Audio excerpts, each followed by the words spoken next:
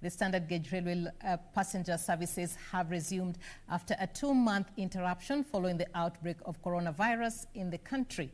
The services are expected to operate under strict protocols put in place by the government. Last week, Transport Cabinet Secretary James Macharia disclosed that the SGR will operate at half its normal capacity with an extra coach set aside for isolation.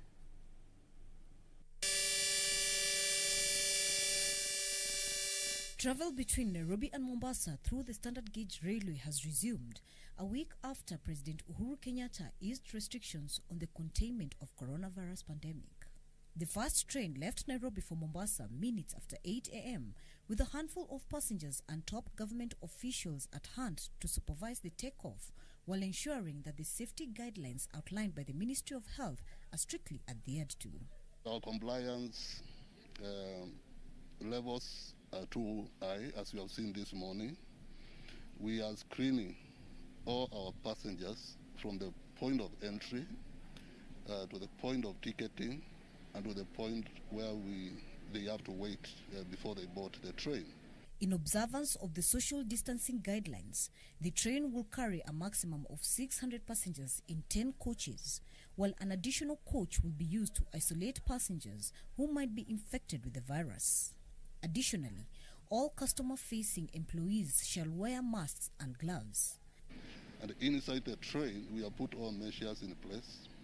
Our staff, as you have seen this morning, we have put them in special clothing to make sure that as they interact with the passengers, they are well taken care of.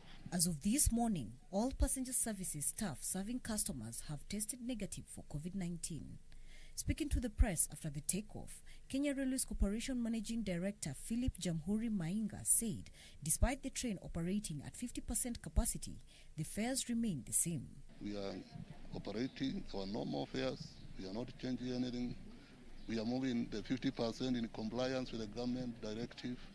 And for now, we will wish to sustain that and move and see what happens gradually. The 10-coach train is expected in Mombasa at around 1 p.m. and will set out for the second trip, reaching Nairobi at around 6:40 p.m., providing ample time for passengers to reach home before the start of the 9 p.m. curfew. To release or to launch and make sure that the first service to Mombasa after lockdown will resume. So let's not get engaged on those others. For Channel 1 News, I am Emily K. Bade.